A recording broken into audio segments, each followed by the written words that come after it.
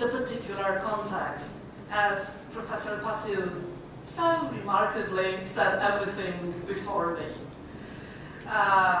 The relation between trauma studies and post-colonial studies is very debatable, and researchers have been accusing each other of playing politically correct or not. The issues at stake being the core definitions of trauma, being the core definitions of post-colonial studies as such, the opposing perspectives that have been defined so far. The topic stands as most relevant in the context of discussing the trauma typology and the dynamics of the dynamics in the non-Western countries, a space in which Western trauma models are constantly imposed. I have already mentioned that. Post-colonial trauma theory says,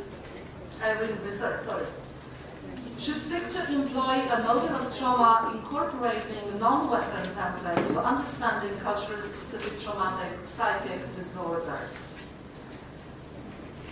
One important issue that is dealt with in the case of post-colonial studies is the issue of memory.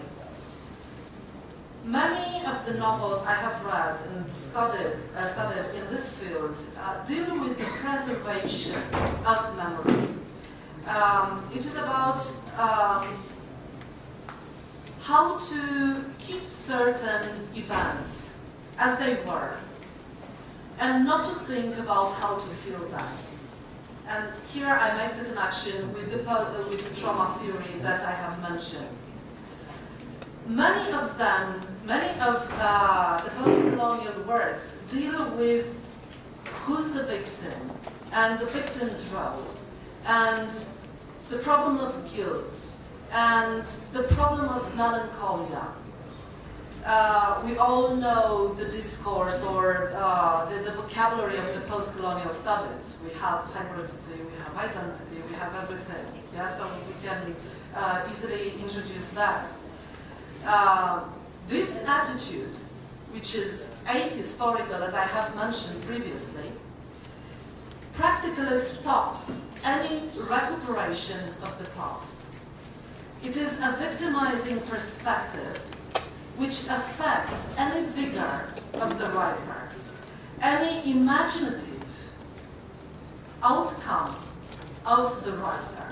So if we stop within these limits, there will be nothing but about a kind of complainant about what happened.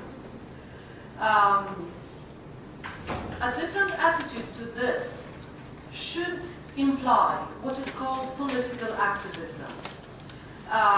There should be a need, or there is indeed a need, for this political activism, for a social change and individual healing in the case of the post-colonial texts. It is a way in which post-colonial texts can oppose resistance by getting ideological. And this may sound a little bit socialist in attitude, you know, connecting literature with ideology. So only by getting ideological and historical, the local post-colonial literatures can oppose resistance to such a worldwide, already imposed vocabulary, which I said, although it may be so fragile, it is so strong in terms of imposing a different attitude. So, in the case of the traumatic events, post-colonial literatures or not, we should not adopt the unspeakability or the melancholia or a passive attitude, but try to explain everything within the context of those literatures. Post-colonial literature is traumatic because it deals with the recuperation of memory, and that links ideologically. It is an acknowledgement of those negated, suppressed, or victimized. This may turn ideologically why things happen like that.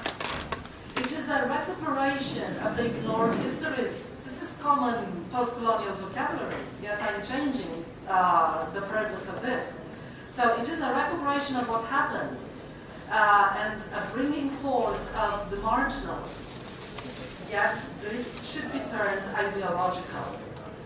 Everything may turn, in a way or another, into a political issue, and there is nothing wrong in doing that, I think.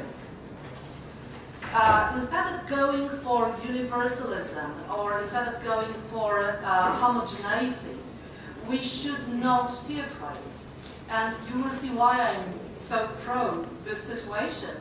We should not be afraid, even if we are not immediately understood, to promote something that may say nothing or not very much to nations not interested in what we are saying. I will connect this situation of post-colonial literatures to the situation of what is called post-communist literatures. Probably you are aware of the situation of USSR having a lot of influence in a particular number of countries in Eastern and Central Europe. After the fall of communism, there was this tendency in the post-communist countries to promote their culture. This is a very hot issue in the field of academia, because there are two different fields of studies, namely post-colonialism, post-communism. Now, we may bring them together or not, or to a certain extent.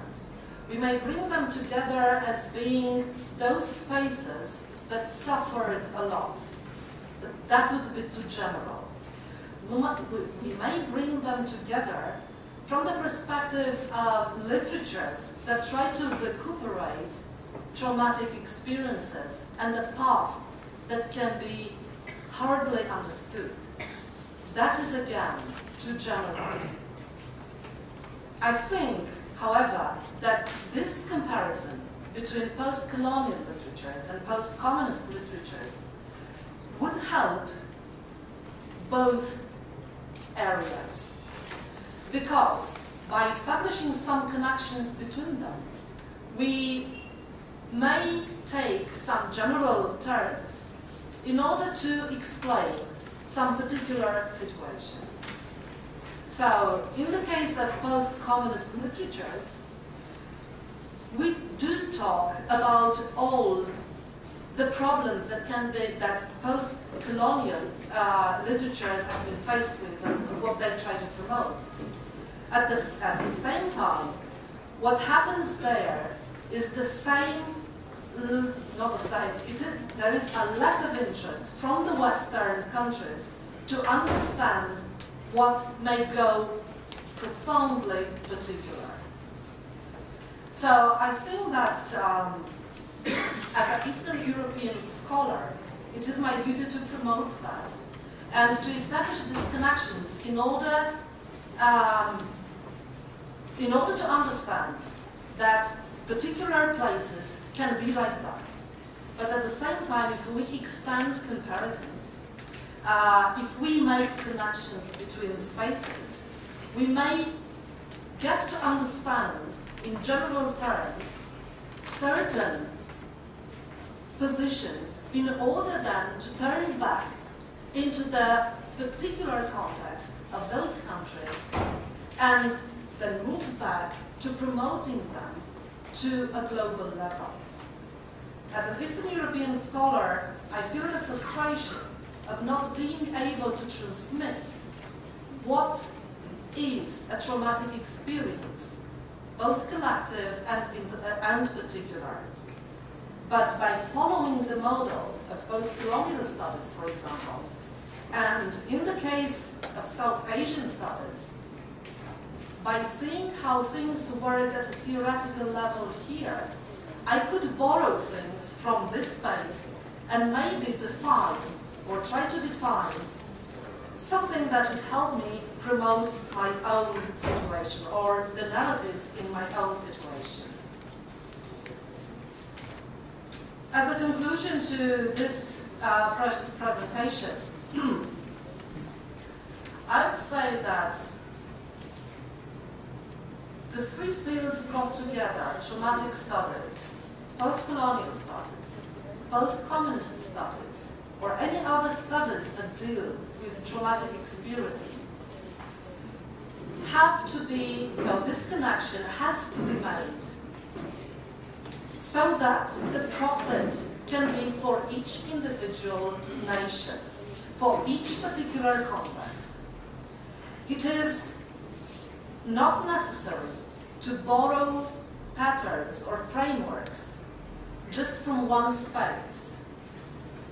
In a kind of humility, or in a kind of unexplained respect for a particular Western space, I think it is better, and I have seen this problem discussed while here a lot, I think it is better to take things or to try to interpret things locally. And my great concern as a post-colonial studies teacher is that I will never be able to explain to my students what is, for example, South Asian literature, because everything I am delivered is just a Western perspective. So I think that it is the duty of the researchers, especially of researchers living in the country where they have the literature, the representative literature, to try to promote it authentically, regionally, and then try to impose that to the world, and not from the wild world into the particular context of that country. That is all. Helpful address, especially referring to trauma, types of trauma from post-colonial perspective, significance of trauma in representative narratives. We appreciate your contribution to the field of post-colonial studies and post-communist literature. Thank you, ma'am. And before we come to the chairman's comment, we will have 5 minutes, because we are running out of time, 5 minutes question and answer session. So please restrict yourself to the subject matter itself. Thank you. Any questions, please? Of feeling the trauma, and to say that we experienced the traumatic events and then obliterate it. So this is no progress to say, to play the victim's role. In order to explain things, you have to be healed. That's the attitude that is desired by some theorists and very much opposed by others. As I've said, the American tendency is to say we cannot heal anything, and we have no right to ask for healing, because any healing can lead to forgetting. So if I'm okay with one traumatic event, if I have managed to surpass it, then the immediate risk could be forgetting, which is not true. Because if you are healed, you can explain. Without healing, there is no explanation. There is just a taboo. So the traumatic events turns into an unspeakable event. And it's there, I'm there, and there is no progress out of that. What position would you take? I would go for healing, definitely. Yes, and I would go, not just because I go for the European approach, which I very much like, but I think this is the most profitable attitude. If you just stop talking about something, you transform it into an incident that can be very much misinterpreted.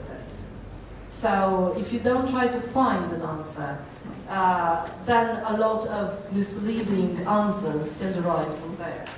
Yeah, because actually Healing is towards a recovery and, towards Yes. life. Yes, it's a recovery to life, and it's a way to progress, and it is a way of getting yourself into history. Unlike the American attitude of saying that's, I wouldn't like to be religiously or politically incorrect, but that kind of unhealing attitude is based on the Holocaust attitude, and we do know that the attitude is what happened should never be talked about, but it's a moment in the past to which we will always refer. This is no progress. Now, if you want to progress and get yourself into history and move beyond, you do have to do this. Next question. Okay.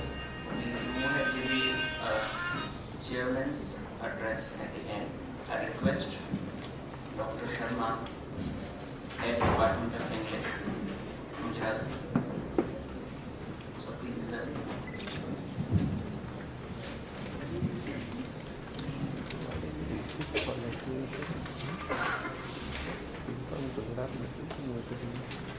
Hello friends, it was quite interesting to listen a person who is from who has not experienced post-colonialism, they are Europeans and they did not experience colonialism as we people have experienced, and she has talked of situations in non-post-colonial countries. She has talked of, first of all, she talked of what is post-colonialism. Post-colonialism, when we talk of this, it's wide-ranging. Post-colonialism and post, then we use hyphen and then colonialism. When we put hyphen, means we are not talking of aftermath. Means we are not talking of independence, and then when we talk of hyphenated post-colonialism, it means we are talking of events which are being succeeded. She has talked of traumatic experience. She has taken psychological stance. When she was talking of traumatic experience, it reminds me of many works written during partition, after partition, or prominently when we talk of Amrita Pritam's Pinjar or Train to Pakistan, or I remember Sir has talked of Pakistani writers that we should also focus on what are their views. Sir, I remember Faiz, who has said after getting independence, ये दाग दाग उजाला, ये गुंजिदा शहर, ये वो शहर तो नहीं जिसकी उम्मीद लेकर चले थे यार कि मिल जाएगी फलक के दश्त में सितारों की आखिरी मंजिल. Means more or less we have same echoes we find in our literature, in Bangla literature. When we talk of Nuzrul Islam, when we talk of Taslima Nasrin, when we talk of, I give one more example of My Feudal Lord, autobiography written by Tahmida Durrani. She is a Pakistani writer, and she has also given first-hand experience of her trauma. Means she was already married, but she was attracted towards Mustafa Khan, who was at that time governor of Punjab, and she has given harrowing tales of her experience. How could she spend her time with him? And in the end, she had no option left except to take divorce.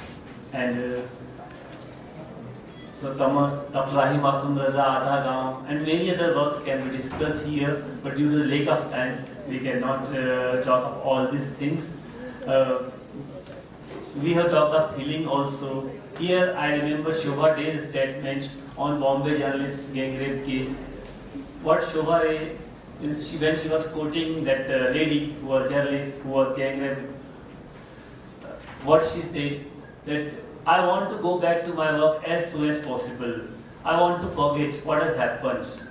So, in my opinion, healing can be individual effort. Means how much interested we are. If you want to heal, it depends how we take the things. So, this lady's example, journalist example, is the best example before us. And what she has says that the literature is the best way of representing the traumatic experience, and we should go beyond all the taboos. We should share individually, collectively, so new avenues can be opened, many works can be done. She has quoted many scholars. She has talked of American attitude, that is mono-perspective.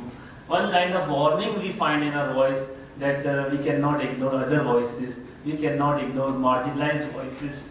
And nowadays in Gujarat, under Dr. Devi's guideship, we have started working on that.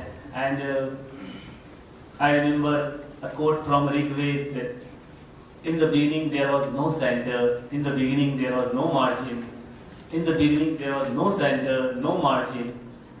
The question is, if there was no margin, no center, then how did center come into existence? So this debate, marginalized people, is significant.